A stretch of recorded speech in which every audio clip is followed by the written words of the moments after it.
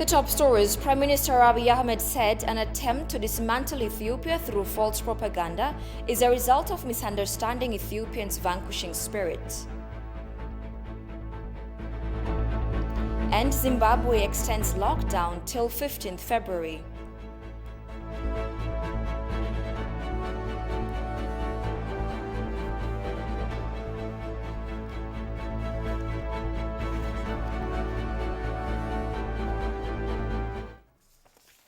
Hello and thank you all for joining us. You're watching Addis News Hour with the news. I'm Tabitha John. Do stay with us. Prime Minister Abiy Ahmed said an attempt to dismantle Ethiopia through false propaganda is a result of misunderstanding Ethiopians' vanquishing spirit. The Premier's statement states that Ethiopia is beyond individuals and institutions. Haptamu Ashagwe tells us the full account of the Premier's message. In a statement issued today, Ethiopian Prime Minister Abiy Ahmed forwarded a message addressing various issues. He said Ethiopia is a great nation. It's better if all our old thoughts and deeds fit this greatness of Ethiopia. Ethiopia was made from the blood and bone of its dear children that sacrificed and have been sacrificing their lives to its greatness and liberty. Individuals have made these great deeds to Ethiopia, but Ethiopia's existence has not been founded on individuals. Ethiopia has had heroes who fought against its enemies with gallantry and perseverance and scored victories in various battles, and thinkers who brought about accomplishments in various fields, he said. Ethiopia created Ethiopians, but not Ethiopians created this holy nation. Before the existence of Ethiopians, Ethiopia had already been created. It is always true that Ethiopia is not extinct, even one of us disappeared. Ethiopia is more than its citizens, leaders, and thinkers that contributed to its long-standing sovereign existence. The nation is the sum of epic individuals who have been contributing to its well-being for centuries. But no one is greater than the country, the Premier stressed in a statement issued today. Many have sacrificed their lives to preserve national pride of their country. Ethiopia has had and still has leaders who have built bold reputation for their contribution in social and economic progress of the country, the Premier said. Ethiopia will continue witnessing that is being Ethiopia. Our role here is to build on the foundation of the good deeds of our forefathers and to preserve the country to the next generation. And the coming generation will continue in like manner, making Ethiopia great. All the road infrastructure, industrial parks, irrigation dams, and power generating projects are being continued under the ownership of the people and the government. This is the secret behind success of every developed nation. This is the status quo we should rely on, Prime Minister Abiy underscored. Leadership is a matter of courage to take responsibility on the one hand and daring to go through political struggle on the other hand, and it is also a matter of opportunity, he noted, adding that anyone who is capable to go through these tenders can assume leadership position. The democratic system we are building is creating fertile ground that makes leadership an output of political process, he said. This makes every eligible Ethiopian who wins an election a leader. Being a leader is not attributed to power but responsibility, he underlined. Ethiopia has overcome its contenders in many fronts. These who conspired to vandalize it, driven by personal and organization greed, have vanished. Defeat is imminent for those who cannot learn from history, and they will be left forgotten like nations' antagonists in the past. Ethiopia will go forward defeating its foes in both visible and the invisible wars it may face, and the enemies will remain alone but with their falsehoods which they are now disseminating as a weapon of war, he added.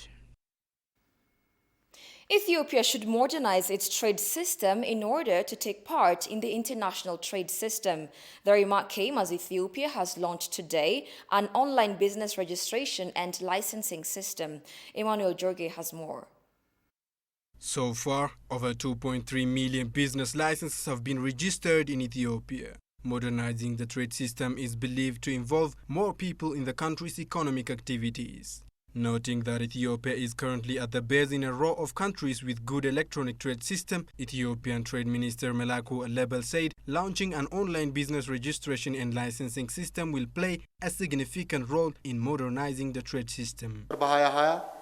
የወጣው መረጃ እንደሚያሳየው በኢ-ገቨርንመንት ወይም ኤሌክትሮኒክ አስተዳደር As it is indicated with a survey on e-governance conducted in 2020, the data shows that countries are taking several measures to facilitate their socio-economic growth. But when we see our country's level in the world, it ranked 178th out of 193 countries in the world. This shows that much work has not been done yet and expected from us. Therefore, launching an online business registration and licensing system will raise our ranking in ease of doing business internationally. It will also help increase the flow of foreign direct investment to our country and has some other benefits. ሌሎች ጠቀሜታዎች ይኖሩታል ተብሎ ይታመናል። Ethiopian Deputy Prime Minister and Foreign Affairs Minister Demeke Mekonnen said modernizing the trade system and fulfilling necessary requirements in order to take part in the international trade system is a remarkable measure. We are performing different activities in order to be part of the international trade system. One significant task to link our country with the international trade system and to reform our national trade system is joining the World Trade Organization. When we join that, it requires full preparation in a way that keeps and secures our national interest. We should be good competitors there. To do so, the launching of an online system is a very encouraging and determinant step forward.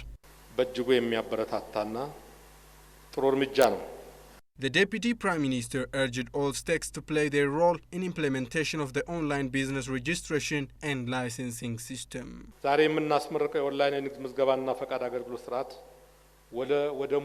online business registration and licensing system which we are launching today needs effort from all of us for the implementation. In this regard, it requires readiness from each and every level of persons and offices. Mauritius is a country with the best trade system in Africa and ranks 12th in the world. Rwanda is the second in Africa and 38th in the world. Therefore, much work needs to be done for Ethiopia to compete with these countries. Ethiopian Foreign Affairs State Minister Ambassador Redwan Hussein discussed yesterday with UN Under-Secretary General for Safety and Security, Giles Michaud, on current situations in Tigray, particularly issues related to the humanitarian operations in the region. During their discussion, Ambassador Redwan Hussein informed the Secretary General that the law enforcement operation has already been completed and the priority of the government has shifted to fulfilling other important objectives. In this regard, the federal government has focused on apprehending the criminals and bringing them to justice, delivering much-needed humanitarian assistance to those impacted by the operation, and the reconstruction of damaged infrastructure. Government agencies, international organizations, and other pertinent aid agencies are working in concert in delivering food and non-food items, including pharmaceuticals to impacted people, under a well-coordinated framework led by the federal government, he added. Ambassador Redwan underscored that it would be beneficial to all if humanitarian partners act within the coordination mechanism that is laid out by the Ministry of Peace to facilitate the safe, effective, and efficient delivery of assistance to those in need. The discussion between the two sides also included the government's efforts to rehabilitate IDPs in safe sites and the unsubstantiated claims regarding the situation of Eritrean refugees in Tigray, as well as the underreported facts that could have revealed how the junta has plundered some of the refugee camps. The meeting between the two also addressed other issues of mutual concern.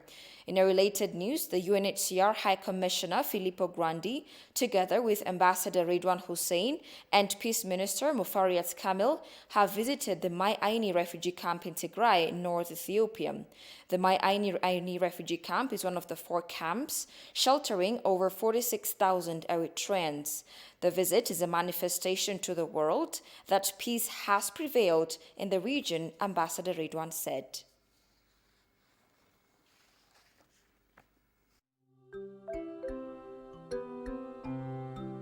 This is Professor Hirut Oldamariam. I'm Ethiopia's candidate for African Union Education, Science, Technology and Innovation Commissioner position.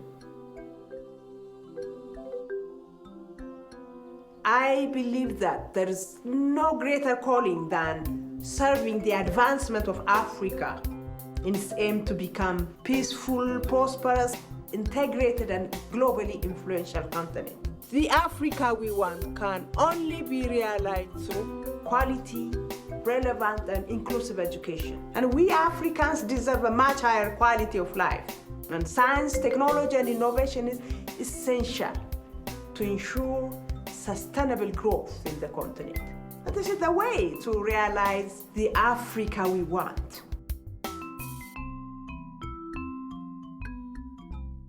My parents were my pillars of strength.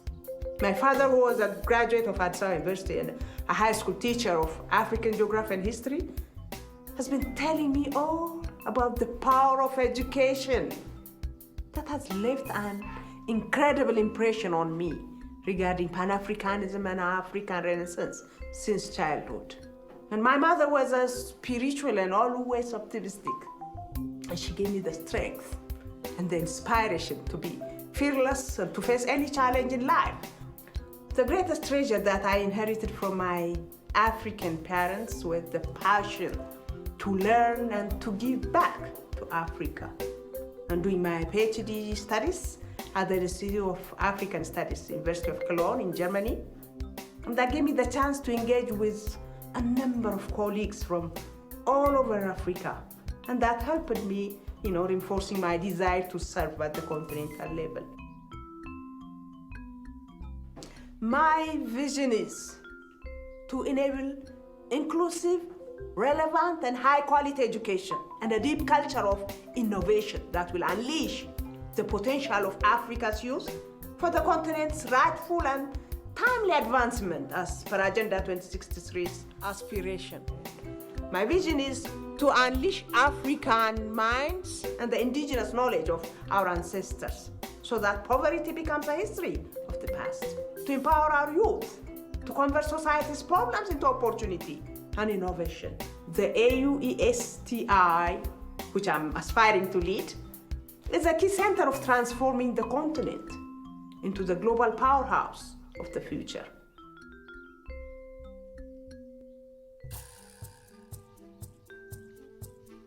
Addis Ababa University gave me the chance to exceed in the domain of leadership, in progressively increasing positions of responsibilities. In fact, I was the first female vice president and the first female full professor in the area of humanities and social sciences. Published about 3 dozens of peer-reviewed articles in international academic journals on a range of subjects. All those platforms have given me the visibility to be handpicked by government to serve as at a higher level of leadership. And in fact, I've served as a cabinet minister in 3 different ministerial portfolios.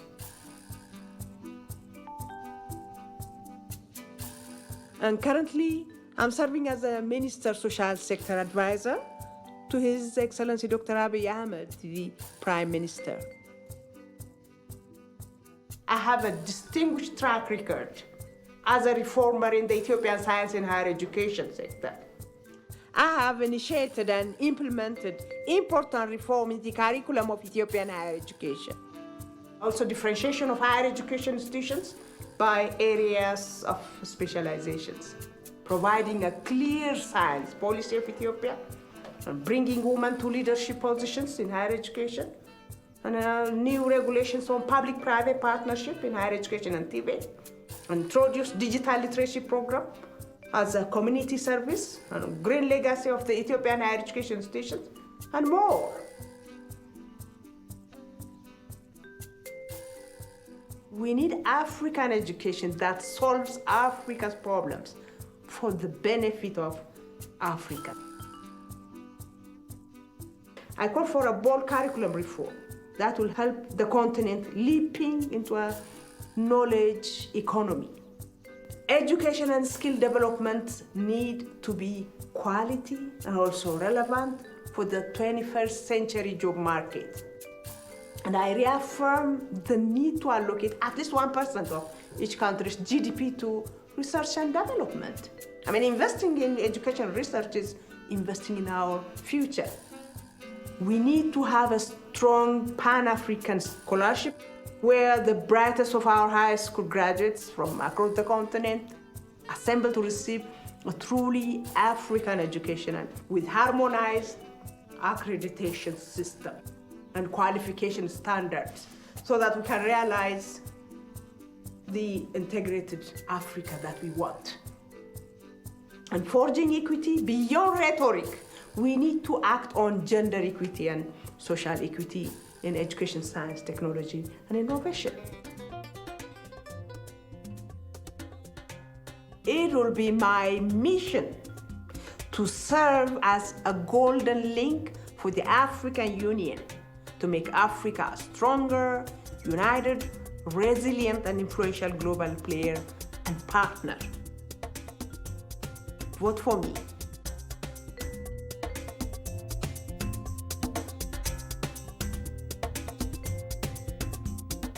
Good luck, Professor. And welcome back again. You're watching Addis News Hour. The Ethiopia-Sudan Joint Border Commission says the ongoing border dispute can be settled by institutions of the respective nations only. The commission indicated that Ethiopia is taking bold steps to settle the dispute through peaceful dialogue. Sintayo Tamrash presents the remainder of the story filed by the Ethiopian news agency. Wahab Muluna, a member of the Ethio-Sudan Border Commission, says Ethiopia and Sudan reached agreements in 1972 to demarcate their borders again through dialogue.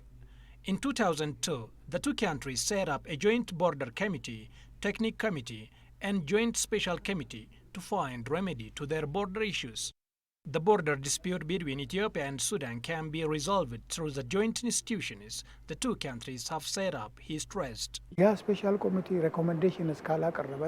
status quo or de facto holding remains unless the Joint Technical Committee proposes a recommendation. A solution is disposable only when the two countries agree. The Special Joint Committee has so far held 8 meetings to bring a lasting solution to the problem. We recorded evidence for this, which was signed by both parties. However, the final recommendation that brings amicable solution has not been written. This treaty or exchange of notes is binding. Till then, de facto holding or the status quo will work. But Sudan recently violated this agreement and entered Ethiopian border by force. Based on the agreements mentioned, Sudan's recent claim of regaining its land after occupying Ethiopian territory is unacceptable, he pointed out. He further explained Ethiopia and Sudan can solve their border disputes through institutions the two countries have set up. It is the boundary